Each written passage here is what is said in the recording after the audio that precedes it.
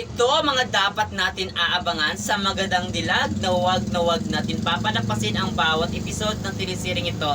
Nagtagumpay nga itong si Gigi na talagang pag-aawayin niya at pag-aawayin talaga niya itong mga taong magkaibigan na ito para talaga ay may sa katuparan niya ang kanyang paghihiganti. Kung sa ganon na magpapataya ng mga magkaibigan na ito ay hindi na siya mahirapan na talagang ibabagsak niya ang mga taong abusado na ito, gahaman sa pera, manloloko, kaya ano pa ang ginagawa niyo. Lagi lang kayo makapanood dito kasi bawat episode talaga ay kaganda-ganda na talaga ang mga plano at talagang mangyayari dito sa Magandang Dilag na yan. Lahat ay wag natin papalampasin sapagkat sinisigurado ng ating bida kung anong ginawa sa kanya ng taong ito ay gagawin niya at talagang mababagsak sila at babalik sila sa putik kung saan sila galing. Kaya yan ang abangan natin dito sa Magandang Dilag mga kapuso, na paganda na ang pangyayari ng telesiring ito. Lahat ng may utang dito kay Gigi ay dapat talaga ay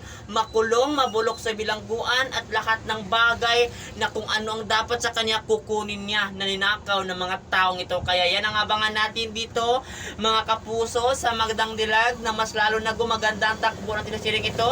Na yan lahat ay wag natin papalampasin mga kapuso.